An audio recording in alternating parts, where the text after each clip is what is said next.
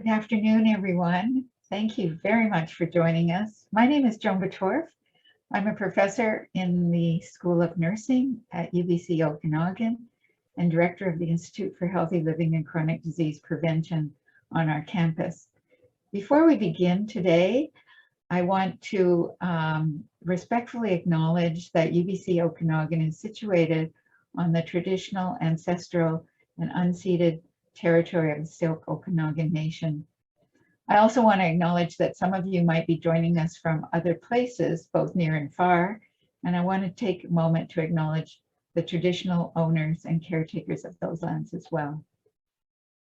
So I am especially delighted to welcome you to the 9th annual Okanagan Embrace Aging Month, and thank you again for joining us today. Embrace Aging as a whole is co-hosted by the Institute for Healthy Living and Chronic Disease Prevention here at UBC, but also with our partners Interior Savings and Credit Union and Interior Health. We launched Embrace Aging 9 years ago to celebrate and raise awareness about positive aging. And once again, despite all of the constraints of the pandemic, we've organized a number of educational events and opportunities during the month of March. The sessions are really designed for everyone, young and old alike, and focus on a wide variety of topics related to healthy aging and ways to improve quality of life among seniors, family caregivers, and really everyone. Our goal is to inspire each and every one of us to embrace positive aging. So before we begin, just some housekeeping. You might notice a live transcription button on your screen.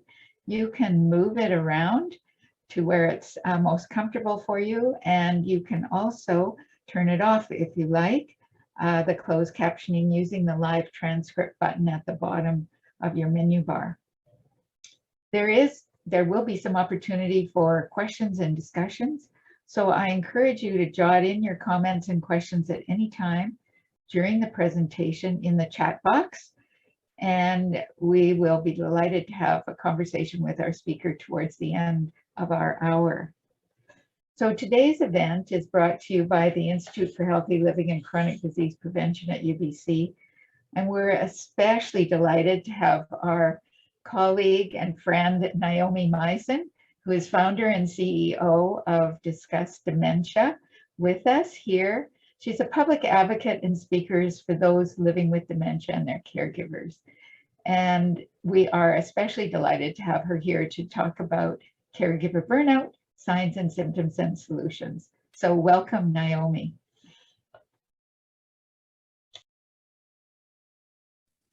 Thank you so much, Joan. I really appreciate that introduction. I'm just going to switch back, see if I can get to my last screen here. Bear with me one moment.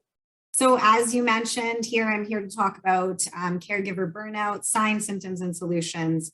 And I represent Discuss Dementia, which is an organization I founded. So let me tell you a little bit more about me and why this topic really resonates with me. So my mother was diagnosed with frontotemporal dementia in 2007 at the age of 54.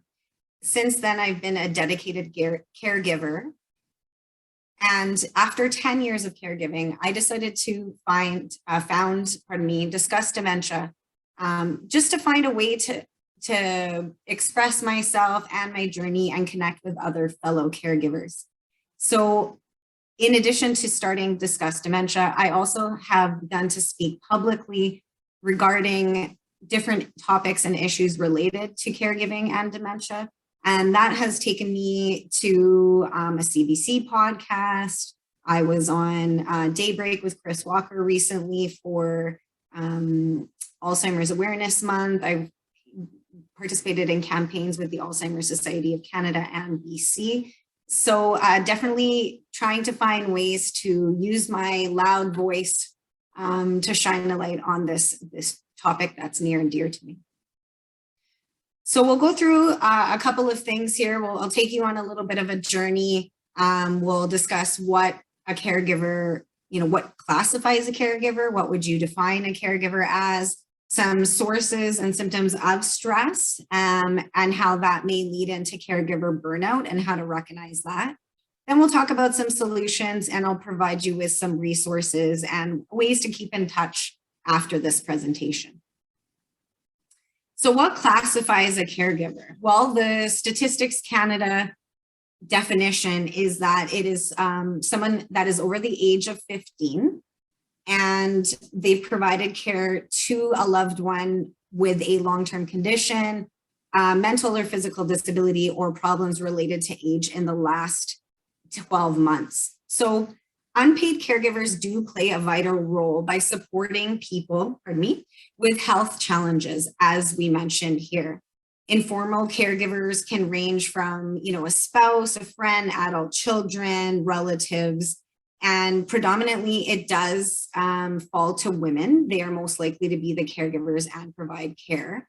Providing care to a family member can be demanding, and we'll talk about that and the numbers around that later on in the presentation. And it can have, profound effects, again, emotionally, physically, mentally, and even financially. So presently, what does the landscape look like in Canada? How many people are caregivers? What does that entail? So right now, 1 in 4 Canadians provide care to a family member. And again, that can range from all different types of people. And it equates to about 7.8 million Canadians. And on average, they would be providing about 10 hours or less of care a week. So, not too much of a commitment, but still enough that, that's some time being taken away from your ability to respond and kind of apply to your own life, your energy. So, and if caregivers were paid, because as I mentioned before, they are considered unpaid caregivers at this point, that would equate 24 billion that would be paid out to people. So this is a significant contribution to the Canadian economy that's not really being recognized in the same way. So really, caregiving depends on your level and commitment of care. So it could range from something along, you're just kind of helping out here and there, at your own convenience. So that would be, say somebody needs to, you're going to go out for a family barbecue and you've invited your loved one who needs some support there, but that would be a one-off event.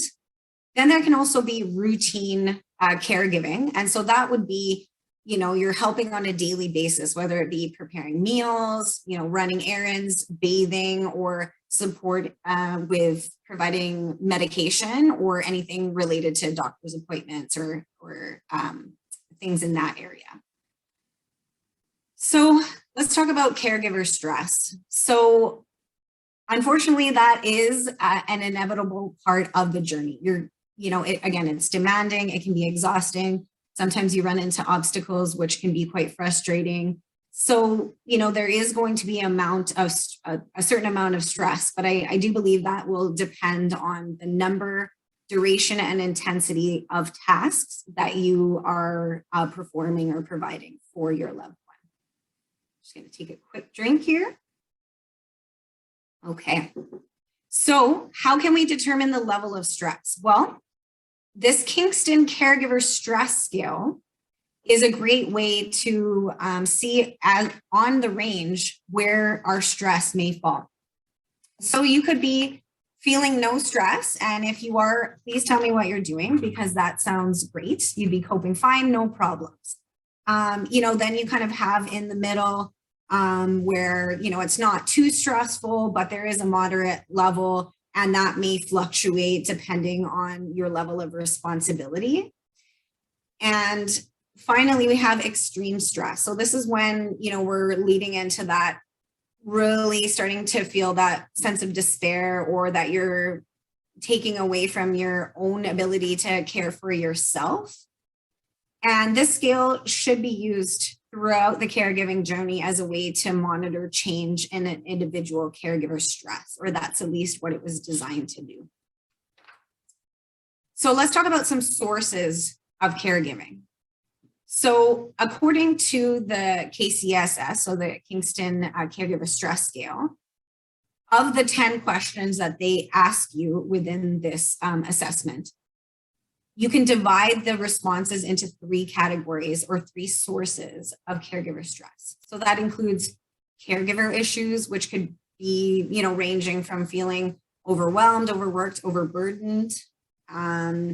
It can be something around family issues. So that could be related to, you're sharing your caregiving responsibilities, and there might be conflicts over, who's going to make the decision, who's going to provide the support, what you want to do for your loved one.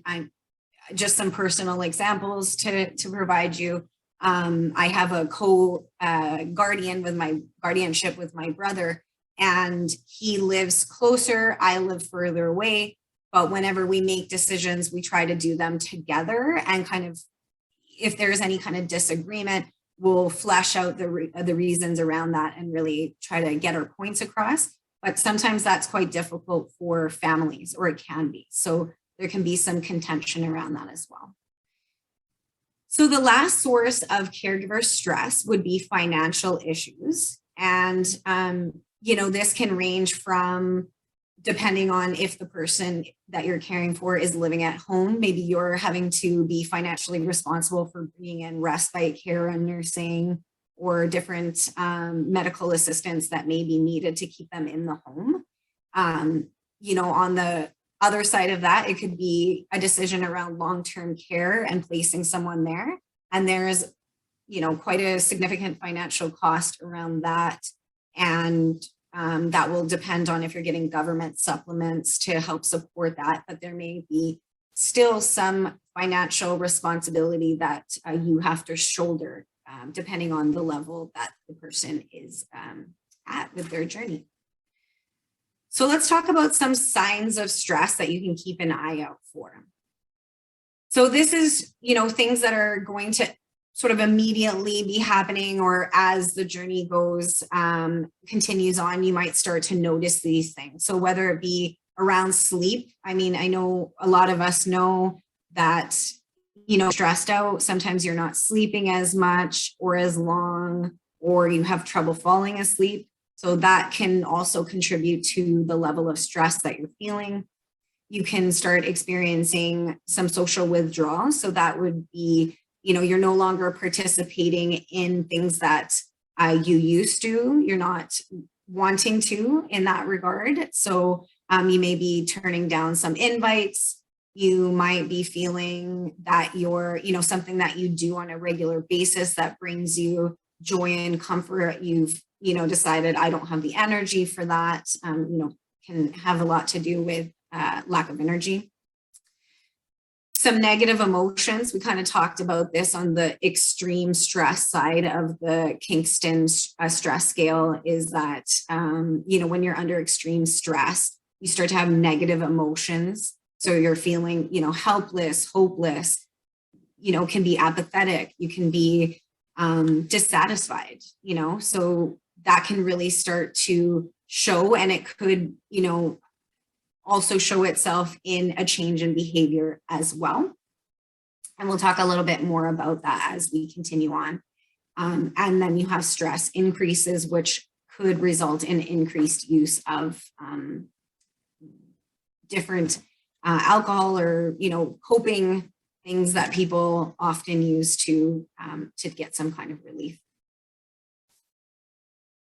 So how to spot these, signs of stress in an everyday scenario? So you may be seeing physical or emotional signs and symptoms. So that can include, you might be having more headaches. We talked about those sleep issues that might be happening. You could have, a fluctuation in weight, either losing weight, gaining weight. Again, that sleep problem could roll into insomnia, and you're just not really sleeping that often. And you could be noticing that you're getting sick more frequently due to a weakened immune system. The emotional signs that you can use to spot caregiver stress would be feeling, anxious and depressed, you're constantly worrying, you might be a little bit more argumentative than usual or a little bit more short fused. And, you're unable to focus or concentrate in the way that maybe you're used to doing. So let's talk about people like myself that are a caregiver for somebody that's living with dementia, and keeping that in mind as to where we were at with, that caregiver landscape in Canada. So we had talked about 1 in 4 are consider themselves or classified as caregivers. Of the 1 of 4 people that are providing care to somebody with dementia, that number increases for their level of distress to 1 in 3 unpaid caregivers are reporting high levels of stress and distress for that matter. So again, for a caregiver of somebody living with dementia, whereas it would be 10 for somebody providing caregiving, suddenly you're looking at about 38 hours or more spent providing care because their level of need is quite a bit higher. And 38 hours, that's equivalent to another full-time job. So you have your job and your life and your commitments, and then you're also doing this on top. So that can increase your level of stress as well. And of these caregivers, 16% report high levels of stress. So what does that mean? You're on an extreme stress, you're not having, you're having these physical symptoms, emotional symptoms, and maybe you don't feel that you can really spend time to address that. Well, chronic stress plus continued caregiving responsibilities does equal burnout, unless you're having interventions applied or are utilizing strategies already. And we'll talk about a couple of things that we can do there. So the demands and pressures of caregiving can result in chronic stress, especially if it's long-term caregiving. For myself, we're going into the 15th year of caregiving. I'm relatively young myself, so that's a significant amount of my time and my life that I've spent, being in some state of stress, whether it be, on one spectrum of that scale that we talked about. And the difference, it's kind of a subtle difference because we'll see as we go on, there are a few things that are very, some of the symptoms and the signs are quite similar to caregiver burnout, but there are some differences, and we'll talk about what the differences are really. So you start with, chronic stress, and it's a gradual process to get towards burnout. At first, maybe early caregiver burnout, the symptoms are easy to brush away, maybe go unnoticed, but under prolonged and extreme stress, a caregiver will hit a breaking point and likely be sent into a state of burnout. What that equates really is, the caregiver is so overwhelmed that they're not really able to focus and care for themselves, let alone provide the level of care needed to their loved one. And then that's when really stress is evolving into burnout, when you can't love or focus on yourself or your loved one because you're just at capacity. So what is burnout? Well, burnout is, generally speaking, a state of physical, emotional, and mental exhaustion. And it is related to that prolonged high level of stress that accompanies providing care for someone. It may be, again, we've kind of mentioned this, stress, you may be able to manage it, but when we're moving into caregiver burnout, you're starting to see a change in attitude, moving from being quite positive and uplifting and caring to maybe one of a negative or unconcerned or uncaring. So this can be another sign to look out for. So let's talk about the causes of caregiver burnout. We know the sources of stress, but this is slightly different here. Because what this is really around the caregiving duties specifically.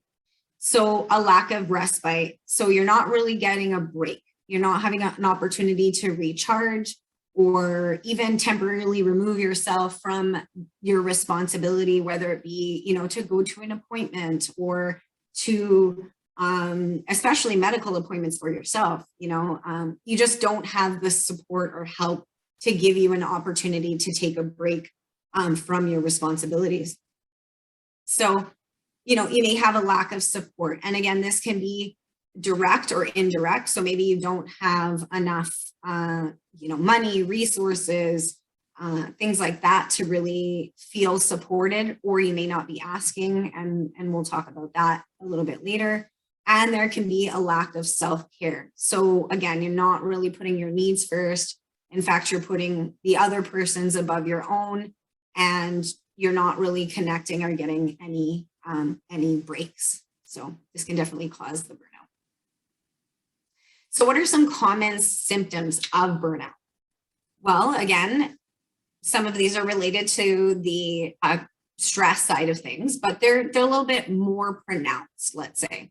So health problems, you can be feeling even high blood pressure. You can start to feel it in a physiological sense, even beyond, a headache or, feeling tired.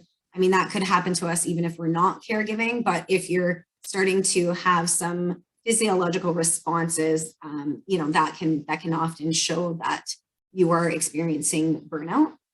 We've also got workaholism. So it's, maybe you're spending more time, or you'd be more inclined to work because you're feeling, like it's a good distraction, or maybe you're feeling inadequate on your side of things, on the caregiving side of things. So you think, if I could focus more on working, that'll take me away from my caregiving responsibilities. I skipped over, I noticed here, some interpersonal problems. So this can take the form of, having more conflict with others, whether it be emotional outbursts, you could be overreacting. There might be some hostility that normally wouldn't be present, but seems to be a common theme. And again, we talked about this poor performance slightly, but just this is around concentration, focus. Maybe it starts to impact your ability to perform your job at the level that you normally should or could. So that might be a way that you really notice that this stress is compounding and turning into burnout.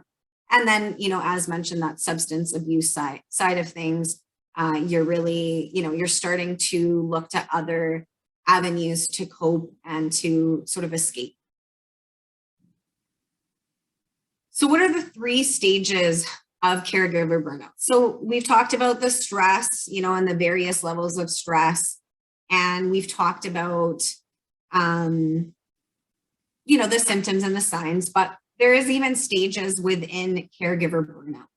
And so what that looks like is, that frustration. You feel that you're disappointed, you're hurt, it's just continuing, and you're not really seeing a break. So that can be sort of that first sign and, the first stage. And then as that persists and you don't get relief from your frustration, then that may turn into isolation.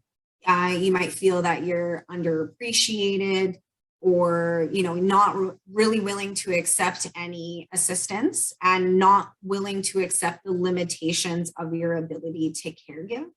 So, that can lead from just, as mentioned, withdrawing, from your normal social activities, the things that bring you joy and support. You might be, starting to feel, that isolation, depressed. You don't really want to see anyone. You don't want to talk to anyone.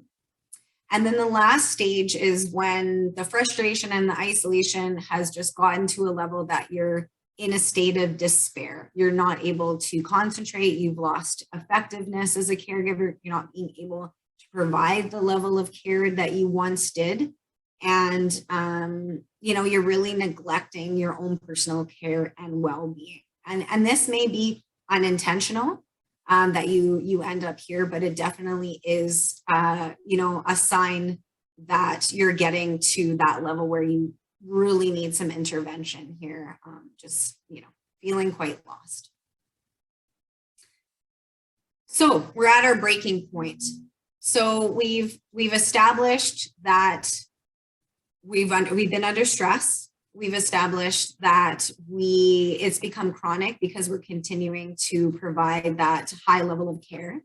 And we haven't really addressed it. We've decided that we are just going to put it aside, and now it's led to burnout. And now we've gone through that, the frustration, the isolation, the despair, and we're just at a point where we can't take it anymore. And, typically caregivers experience uncertainty, loss of their identity, role assumption, undesirable life changes. And this is, a contributing factor to that stress and burnout. And really every caregiver has a breaking point, whether they realize it or not, at the time. But I certainly believe once you reach it, you become very aware that whatever methodology you've been using in the past is no longer serving you, and you can't do what you've been doing anymore. So acknowledging the symptoms of burnout is really the first step. Admitting, I've hit the end of my rope. I can't do this anymore. That's really your breaking point. And you're going to start reaching out, and you're going to start doing things to try to address that. I will say, and I just want to bring this up because this is such a heavy topic, but if you are getting to that point of despair and you may be having, suicidal feelings or ideations, definitely important to consult a mental health professional or your doctor or a physician, because we don't want that caregiver burnout to get any further. We want to be able to start implementing methods to address it, really. So where are we at now? Well, we start with just taking a breath. Okay, I want everybody to just take a quick inhale and let it out. And exhale. That's something that we have in our power, in our control. We can just start by taking a breath, getting connected with ourselves, getting connected with what's going on the inside, right? And with that breath, some good news. Prevention and burnout treatment is really, you can establish this habit right away or resume these healthy habits and clear boundaries. Just remember, you're not alone, and there are numerous organizations and resources available to you. You don't have to do this alone. And we'll talk about those shortly. So what do we have next here? Well, this is the greatest metaphor I think I've ever found in regards to caregiving. And it's the oxygen mask, right? We need to prioritize our health first and foremost. So if anyone's flown on a plane, you often hear in the event of a sudden drop in pressure, an oxygen mask will drop from above, and you need to secure your own mask before assisting others. Well, the idea of ensuring well-being is at the center of self-care is paramount. Again, in order to assist others, we need to take care of ourselves first. We need to make sure we have enough oxygen to keep going. So just keep this in mind when you're feeling stressed, when you're feeling like you're not being able to meet all your responsibilities, taking that breath and, really listening to yourself. What do I need to do to be the best person I can be so that I have the capacity to help my loved one? So here are some tips that you can start to implement that will help ease the burden, ease that stress. So establishing boundaries, really starting to be honest about where your limitations lie and what you're actually able to do. Saying no doesn't make you a bad caregiver. It simply means you can't do everything on your own, which is why it's important to ask for help, whether it's reaching out to family or friends. Again, nobody can do this alone. You need support. You can start practicing mindfulness. So this is related to what we did with that deep breath, maybe some techniques that are allowing you to really live in that present moment, be, not think about what you have to do, what you've done, but really, what can I do right here, right now to sort of alleviate that stress and anxiety that I'm feeling. And take care of yourself. Again, we need to prioritize our own health. And that includes regular exercise, eating well, and getting enough sleep. Sleep is so important and that can often be enough to alleviate some of those symptoms that we're feeling. So here's a quote that I found by Chris Germer. He's a PhD and clinical psychologist and lecturer at Harvard Medical School. And he had said, self-compassion is simply giving the same kindness to others we would give that we would give to others. Ourselves. Sorry about that. Kindness we would give to ourselves that we would give to others. Pardon me.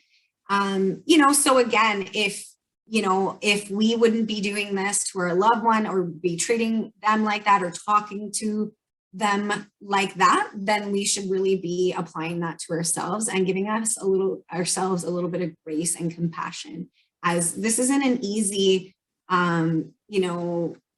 role to be given. And sometimes it is thrust upon you as well. So I have a little video that I would like to share that I'm hoping is going to work for us. And this is just really an introduction to self-care.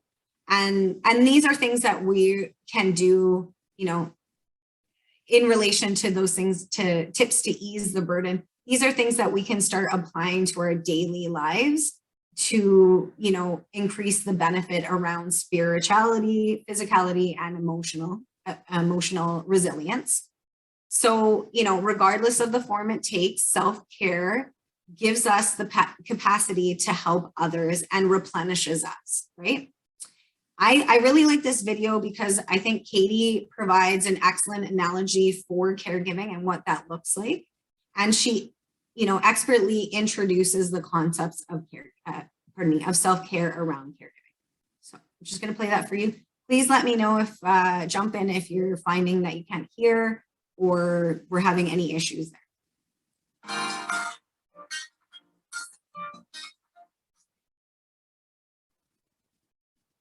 Well, my name is Katie Figueres, and I'm an Employee Assistance Program Counselor here at the Village Family Service Center.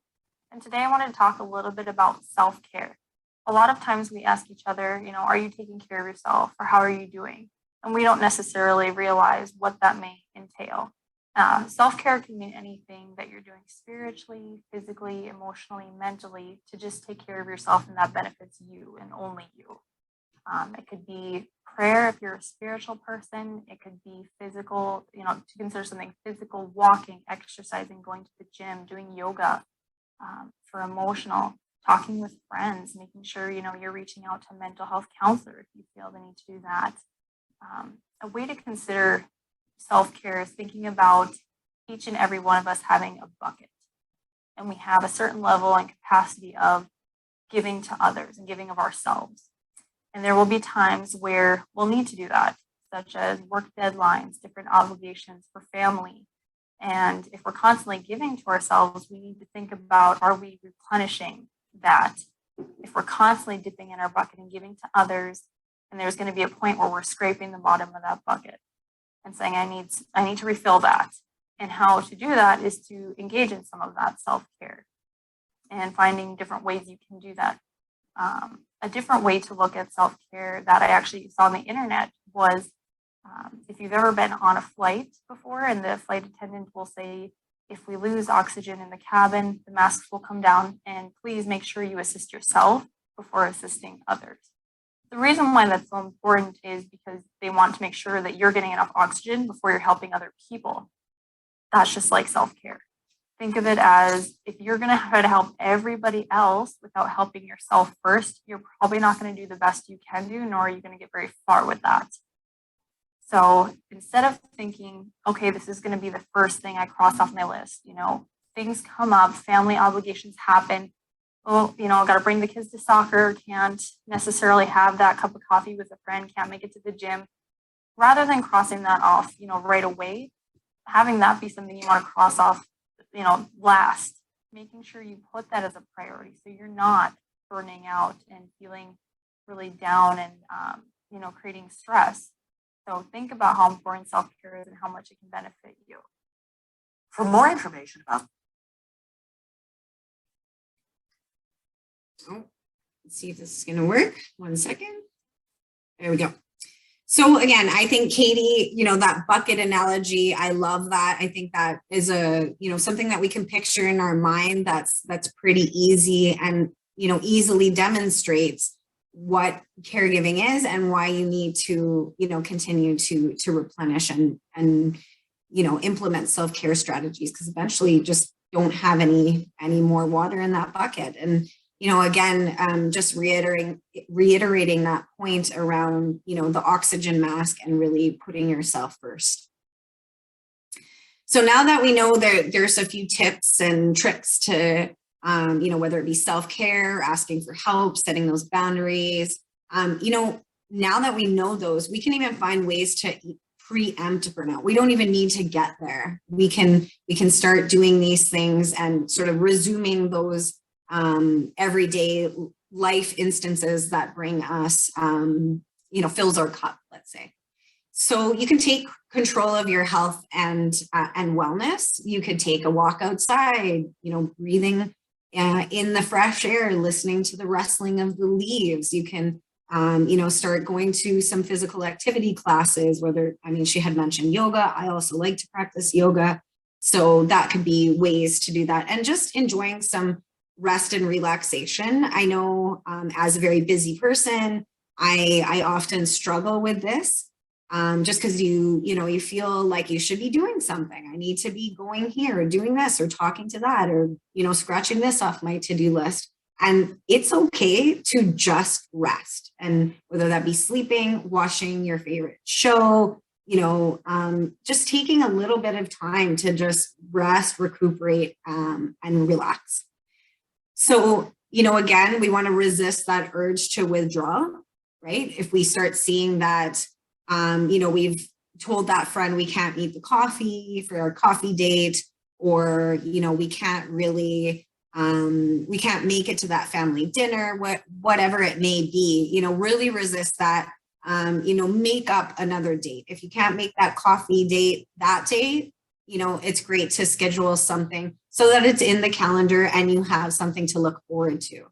You could join a support group. There's lots through the Alzheimer's Society, and we'll talk about that shortly. You can even make new friends, connect with other caregivers, whatever it may be, join a Facebook group. There's different things that you can do to kind of make friends and connect. And really paying attention to your mental health. We've talked about implementing those self-care strategies. That's really important, prioritizing that, not feeling bad about it. And, you can meditate, you can find stress reduction techniques, and you can see a therapist or, get into different programs so that you're really keeping your mental health top of mind. And I would love, I can't see you, but I would love if you could, on your end, let's make a caregiving action plan, right? We're going to make a commitment to ourselves today that we're going to do things a little bit differently than we have been. So I'll leave this up here. I'll give you a minute or so. But basically, what is one change that I can make today that is just for me? What can I do today to put myself first? So I know for me, things that really help, and that is a low risk, low barrier activity that I could do or something I could change would be to go for a walk.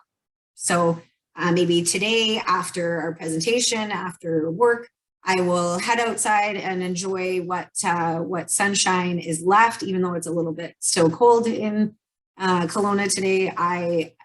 Just having that external interaction with nature can really make a big difference.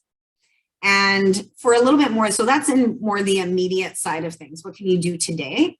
And then talking about how can you implement these changes or, take some steps towards,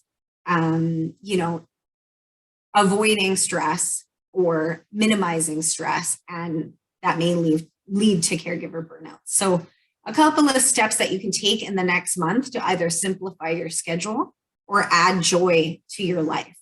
So I know for me, I don't see the ability to simplify my schedule at the moment just because there are many responsibilities and it's the time of year and so on. So I want to find ways to add joy to my life. So maybe it makes the schedule a little bit less cumbersome for me. So some things that I can do to add joy to my life. I know this is a bit silly, but I think that's the fun of it is, sometimes I'll go to Scandia or a little amusement park and just play some games or mini golf or, go-karting, anything like that. There is a cost associated with that. So I can appreciate that may not be within, people's grasp, but that's a fun way that's, relatively easy to just act like a kid again, be silly, bring a smile to your face, just that joy that you get from just really focusing on that present moment. And some other things I can do to add joy to my life is just continue to strengthen my yoga practice. The last couple of days have been pretty busy and I haven't been able to get to the yoga studio this week as much as I would like to. But that doesn't mean I'm going to punish myself for it or feel bad because I'm not able to do that. I'm going to just have a little bit of self-compassion and be like, that's okay. There's always tomorrow. And again, I understand. And I just want to reiterate that, some of us are still struggling with that support or respite care. So maybe we don't have the ability to leave our loved one in the same way that we could.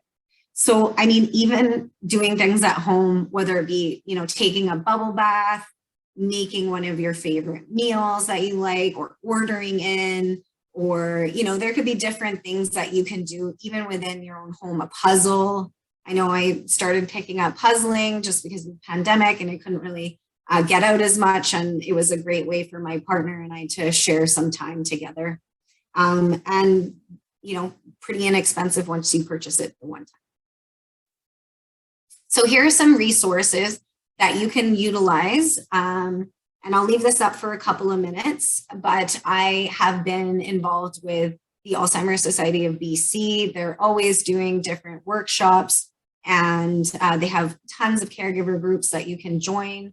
There's also the BC Care Providers, Cares of Canada, CanAge. This is all around caregiving, aging, some connecting with other people that are in the industry or other caregivers.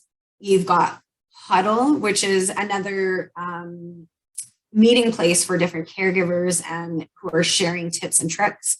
There's the Canadian Mental Health Association and of course, Family Caregivers of BC.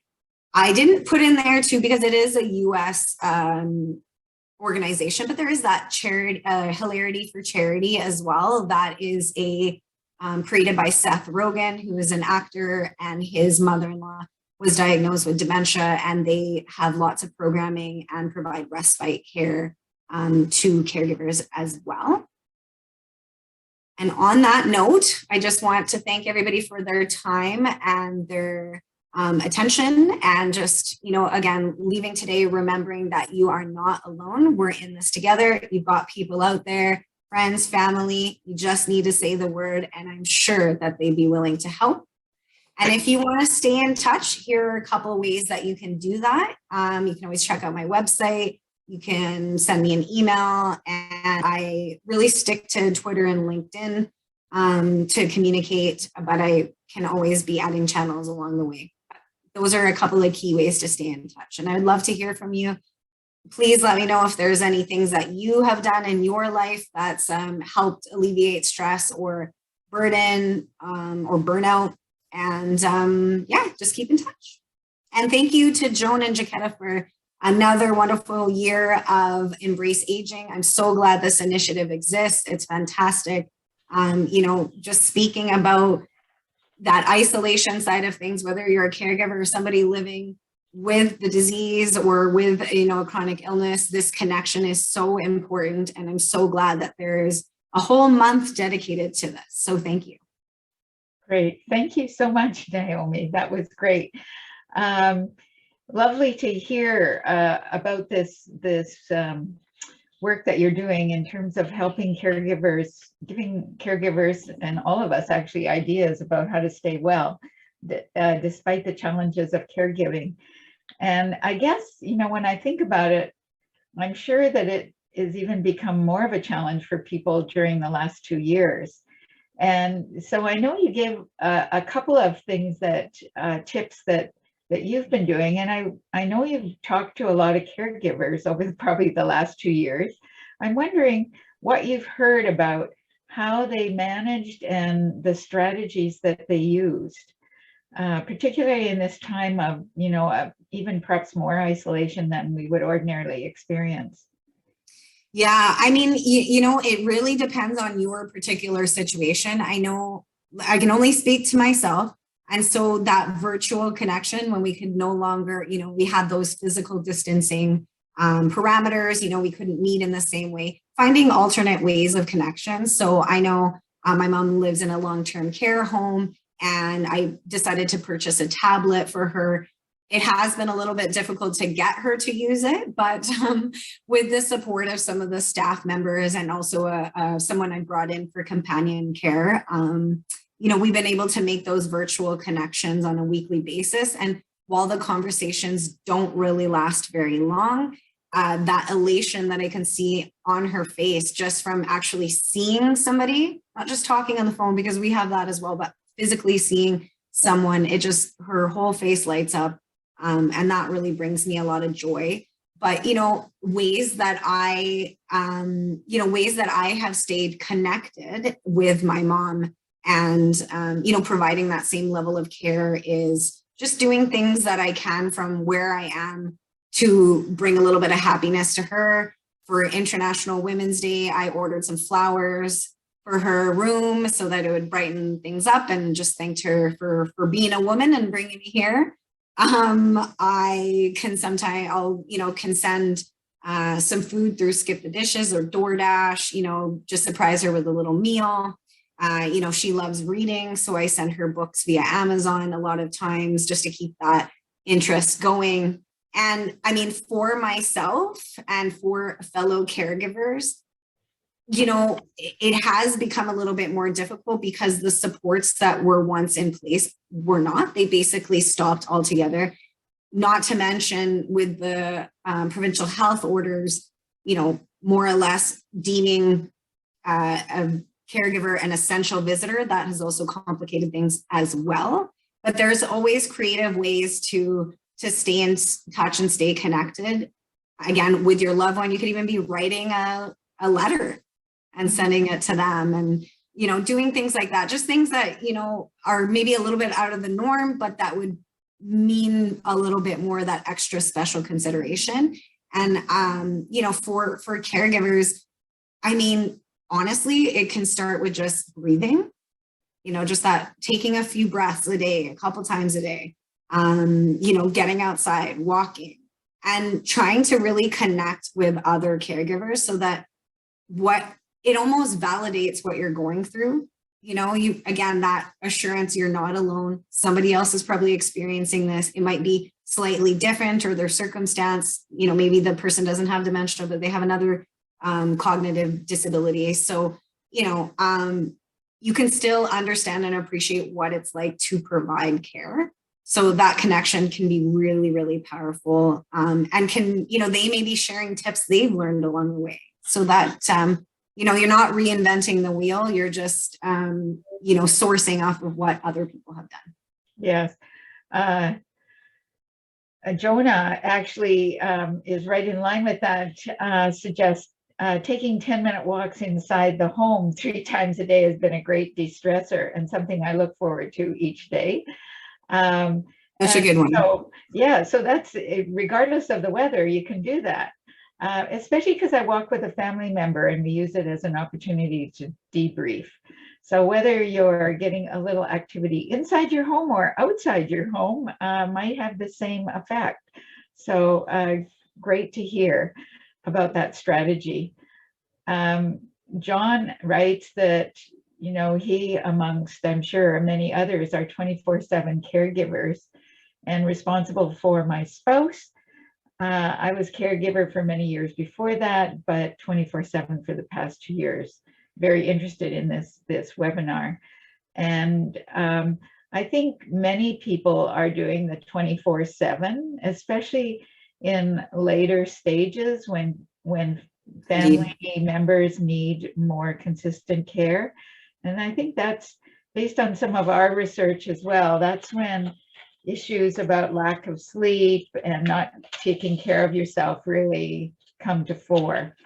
And one thing that we've noticed in some of talking with caregivers is even though we could see very much they needed to be taking care of themselves, some caregivers were very concerned that we weren't paying enough attention, or that their healthcare providers weren't paying enough attention to the family member and were focusing on their well-being, i.e. the caregiver's well-being, when the caregiver thought they should really be focusing on the person they were caring for.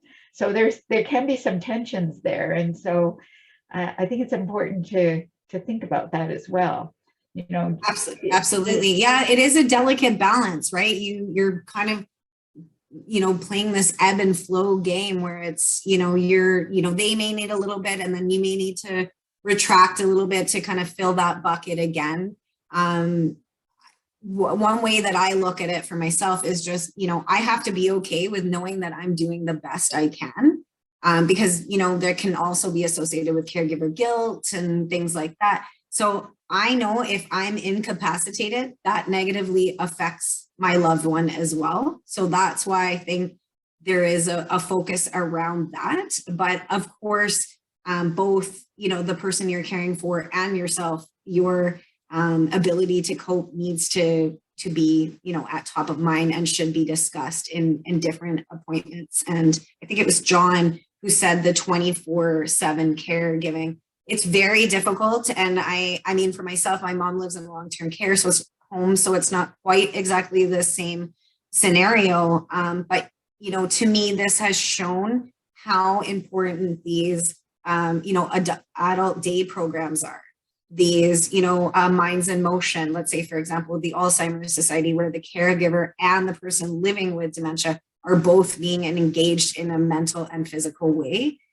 So I think that at that point, when you're 24/7 and you're in the confines of your own home. I love that idea about the walking around, even, going to the bathroom, stealing away 5 minutes, reading a little book, watching a funny video. We got to find it where we can, when we can. So I would say for John, just, there's no harm in taking even 2 to 5 minutes, just stepping away, having a few breaths, doing something that sort of lightens the mood a bit or brings you even a crack of a smile to your face, and then kind of going back to it. So just maybe short breaks, maybe, it's going out to the mail and getting the mail, and it's just maybe you're meandering a little bit longer than you normally would, but, just finding those interventions where you can, when you can. Yeah, that's great. And I think the other thing that we heard from some of the caregivers we've talked to in our research projects is that often they just would really have benefited from just practical help. Like someone could be another family member pitching in, or a neighbor. And so if we know of someone who is doing caregiving 24/7, reaching out to find out, can we shovel their snow? Can we cut their grass? Can we get their groceries for them? Can we help whatever, with their pet or whatever it might be? Sometimes those very practical things are on top of, like, keeping their house, keeping up yard work, keeping up a farm if they have a farm. All of those things are in addition to caregiving. So even if we're not caregiving experts, many of us could probably think about chipping in and helping out caregivers in other ways as well. Absolutely. Again, that's that reprieve, right? Just a few temporary break where you can, just kind of have a few minutes to yourself. And I would just say, I know that we're already very exhausted as caregivers. And so, again, take this with a grain of salt. But this is an opportunity to voice your concerns to your MLA, MP, talking to government officials about the fact that you are struggling with doing day-to-day activities because you do not have enough support. So that respite care, community supports, these are so very important, and we have a lot of room to grow in this regard because they're not established enough or available enough. And even the ones that were basically diminished once the pandemic hit. And so to me, this is a time to really show that we need help, and like you said, practical help. What are things that we can do? Reaching out to some of those organizations. There's also locally a seniors outreach resource center where they are helping seniors or older adults with those exact things that you talked about. So I had been volunteering as well with that. And whether it be, getting some seeds for a garden for them, or picking up some groceries, or helping with some banking, or, these are practical, real life, like you said, things that you need support with. And, there are organizations or people out there.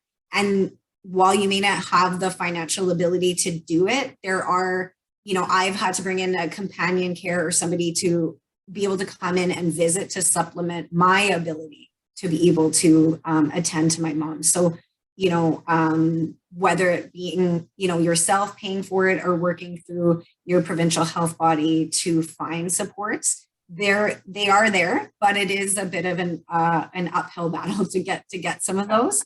But I'm hoping that, as we move out of the last 2 years in the pandemic, that, again, a hope that the government is really going to pay attention to how important these, supports are for people in caregiving scenarios. And that's not just for dementia, that's autism or ALS or Parkinson's or, anything. And it, adult, child, we need help when you're a caregiver. We need some more help.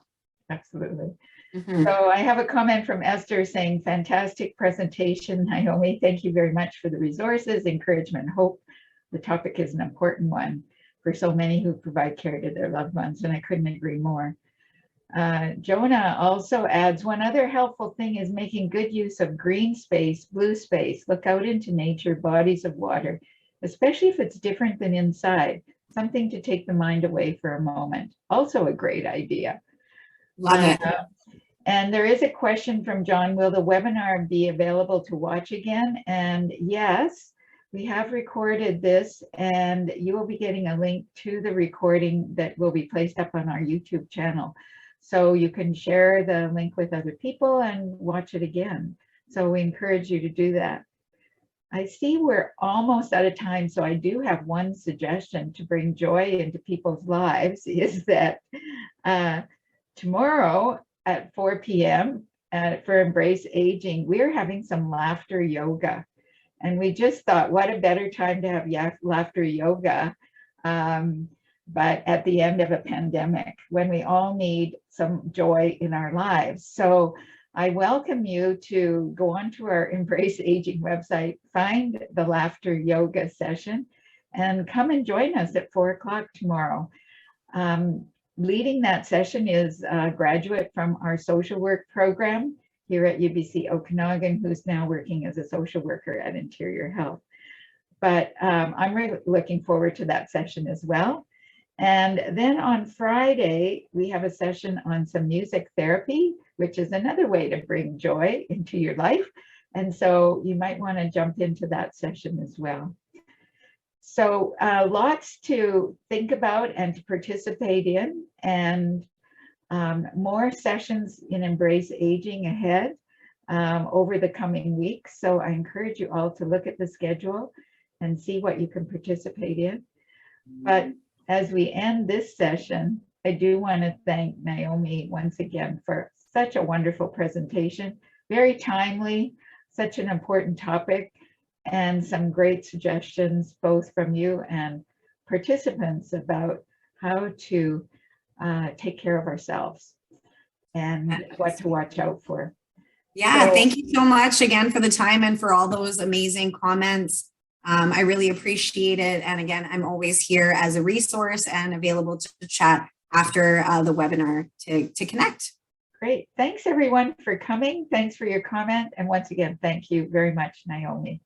Thank you. Have a wonderful day. Hope to Bye. see you again. Bye-bye.